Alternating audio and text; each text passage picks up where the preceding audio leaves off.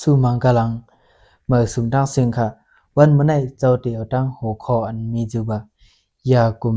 เกี่ยวซื้อจำเนอปัจจุบันวันเมื่อไหร่อันเร็วเสียเลยลืมเฮ็ดบุญตาเนอภาวะศาสตร์ปานเจ้าเก่าวันเมื่อนานนั่นนี่เดมากคักนี่ก็เขากะครับสองจือว่าเขาฮู้เคยทำเคยยินว่าเนอหัวข้อในเดลาดไอสังกันละลายนี่ก็เขียนโดยออนกันไปทำบันให้ต่อบ่สุดเสียกำค่ะลองตั้งภาวะศาสตร์ปานก้นเฮาในคั่นน่ะมันมีข่าวยำมักคั่นนั้นก็ได้มีลองตั้งว่าก้นเฮาข่าวกูก็ในข่าวยำมันไหลมาเหมือนกันยันนั้นเนี่ยกำนำมังก็ให้เตเถือเนี่ยกุมจ่อซื้อจอมเนอเพราะว่าวันมื้อไหนเกยกุมเมามิงจอมเนอเพราะว่าจัดปานเจ้าก็เนอข่าวยำมื้อเหลียวนี่เกยลืมวนพุ่นตะวันมื้อหน้าอันเตมาลืมเฮ็ดไว้ลืมหาไว้บรรทุเจ้าเก่าเกาหลีหาไว้บันโอ้ยก็ลูกหลานเจ้าเก่าพี่น้องเจอคือเจ้าเก่าเกาหลีกำนำก้นเฮาลืมอันไหนพระเบียนเจ้าเฮาจังเจ้าว่าคือให้เอาสติจับตัวไว้เฉยๆยันไหนว่าน่ะก้นก่อนน่ะมีสติเนี่ยมันได้เกี่ยวซื่อเกี่ยวก็เอาเกี่ยวลดก็เอาลดไปจังนั้นวายมาเฮ็ดหืนวายมาสำเร็จทุกขันก้นจังไหนเจ้าเฮาหันมานำน่ะ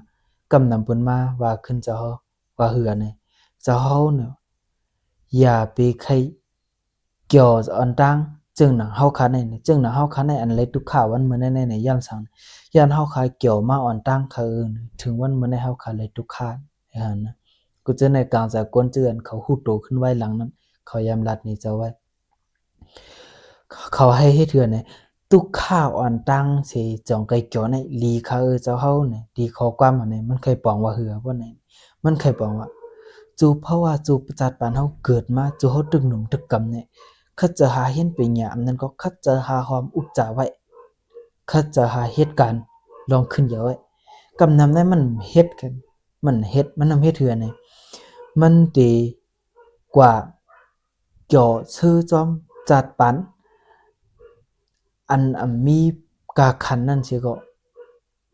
ซุมข้าวยามกับเป็นหลายๆกำนำเต็มมันนั้นกวนจื่นฮู้โตนั่นน่ะขึ้นมาวันนั้นหังดีเจ้าเฮานี่เจ้าหันมาหลายก่อนเนาะทำไมเนี่ยเกี่ยวเลยลองข้อความอันว่าอย่าไปกลุ่มเกี่ยวชื่อจอมเพราะว่าปัจจุบันยามมื้อเหลียวในก้อยเสียแล้วลืมเฮ็ดบุญตาวันมื้อหน้ามันมีหัวข้อเอาปุ่มไว้อันนึงหั่น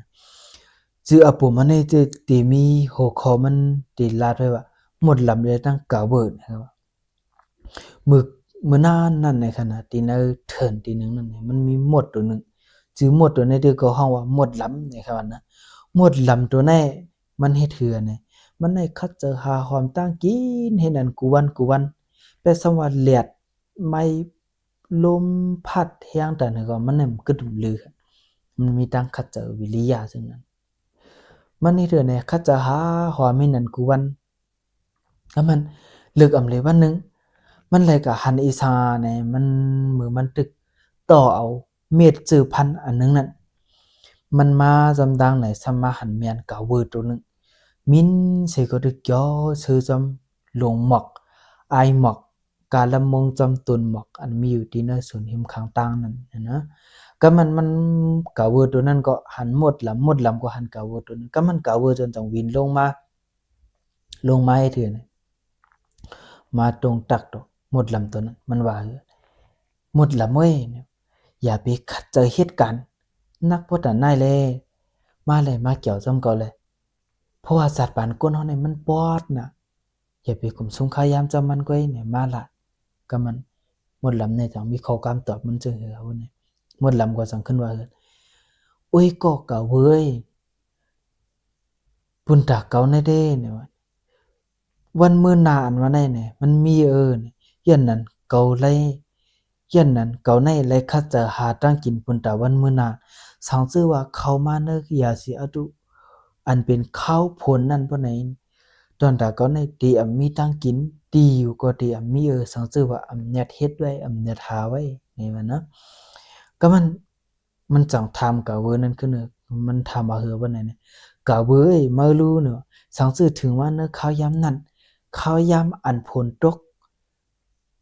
มีตั้งกินลงหมอกอันเมื่อตัวเมื่อเหลือในก็แห้งเหี่ยวไกวก็สิไปปอมากขึ้นปานใดเมื่อได้เอาสังกินเมื่อได้อยู่ดีลาเนี่ย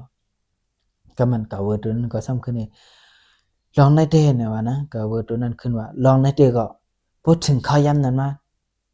ก็เดี๋ยววนก้อยกาเนี่ยก็มันกะเวอร์นั่นก็หังมินกะไปเที่ยวค่ะมินกะไปเที่ยวมันมินกะไปนั้นสายลมไม่หายกว่าก็มันอันเป็นหมดลำตัวนั้นได้ก็คัดจะต่อเม็ดเจอพันตั้งกินมันนั้นมือเฮินมือเฮินก็มันถึงมาเขามาเนยอย่าสีอุดูเขาผลเอาขนาดนั้นเขามาหอถึงในหมดลำตัวนั้นได้หังมีห้างอุ่นๆอ่อนมีตีอยู่แคมๆมีเขานำตั้งกินกลุ่มโทนไว้ย้อนหาในพวกเขาผลในหมดเขาซัดเขาในคำออกตั้งนอกเลย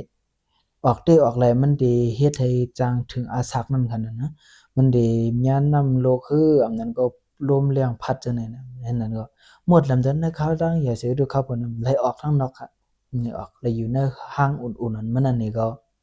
กินตั้งกินนอนนั่นเกี่ยวๆซื่อๆเฮ้ยก็เลิกมเลยในตั้งนอกนั้นสมีสัตว์อันตัวนึงนะครับนั่นนะ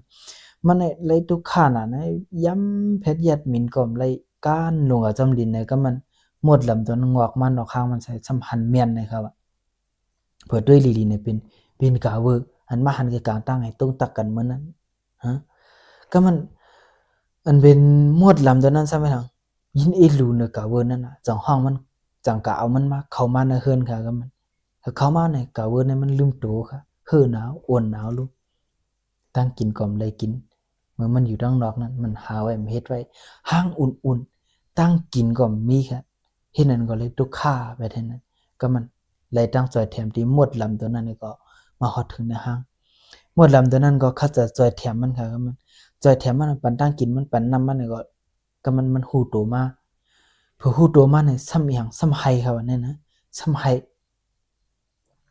มันซ้ำไห้สังอันไห้นั่นเด้หังเนียงใจขึ้นมือป่วนมานั่นกันนะก็มันซ้ำโจมกว่าป้าเนี่ยเขาซ้ำโจมอีสังโจมเตียนหมดลำตัวนั้นมีจังมี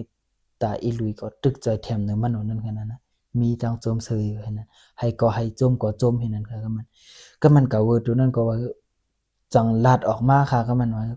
โอ้ยก็เอ้ยเนี่ยนะตังไห้ตังว่าค่ะยินโจมเตียวๆอันเมื่อจอยแถมเนื้อก็ตุกขาดด้านในก็เมื่อในปืนเป็ดก็เลยว่าเมื่อในเป็นลักษณะโอ้ยเกาหลีเตี้ยๆเนี่ยก็มันหมดลำตัวนั้นก็ขึ้นยุ่มอีกก็ขึ้นลาดว่าอะไรวะโอ้ยก็เอ้ยเนาะอย่าว่นปุ่นตาต้องเต็มมือในก้อยเนี่ยเท่านั้นนะอย่าว่นปุ่นตาต้องเต็มมือในก้อยเนี่ยเห็นอันนี้ว่นด้วยปุ่นตาวันมือหนาอันตีมานั่นแทงแลเนี่ยวันนั้นตีกาเวอร์ตัวนั้นเนออปุ่มหัวในมันก็ได้สุดกะที่นั้นแล้วค่ะไว้สิหมดลำตัวนั้นซ้อนกาเวอร์มันก็ได้สุดไกลมันแค่ปันตอนซ้อนจังเหรอเนี่ยกำนำก้นเฮากะปานย่ำมือเหลียวในขณะดีกลุ่มเกี่ยวซื้อตั้งซื้อเนอเพราะว่าจัดปันปัจจุบันในก็ข้าย่ำมือเหลียวในก็บางก็ในลืมหาความโกของอุปจายันชานะเฮาได้ละหาความมันเนี่ยย้อนปุ่นดาวันมือนานวันนั้นตีมีแทงบางก็ในตีหน้าเฮือนตีมีลูกน้องตะเปอุกจาในก็มี2เมลค่ะ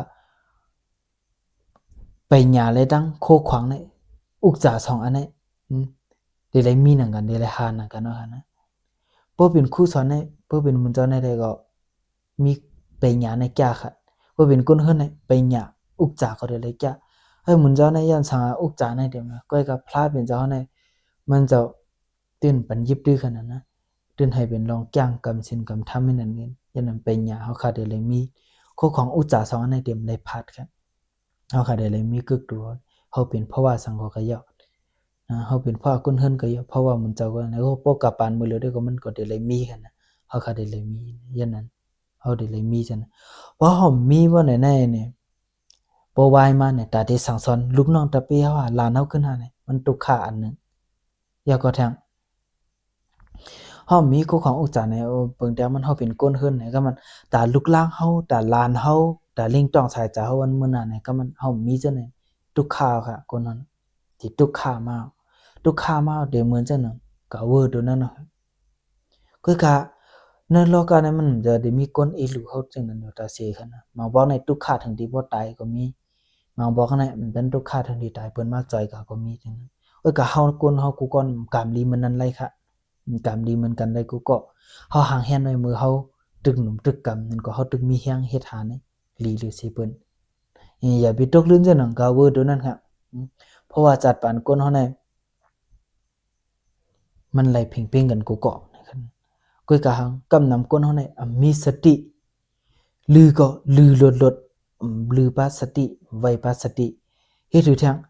กำนำแน่เกี่ยวก็เกี่ยวซื้อกะลดมีสติ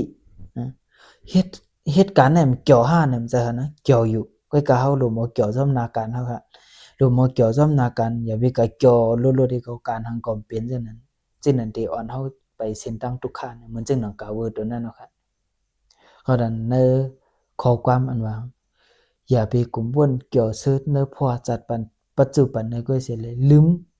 เฮ็ดสังไว้ปุ่นตาวันมื้อหน้านั้นในหัวข้อในก็ตีมีหนังในค่ะที่ในก็ไม่สูงดังเสียงในทบกันในวิดีโออันมาอันเดมาแทงค่ะมาสูงดังเสียงค่ะ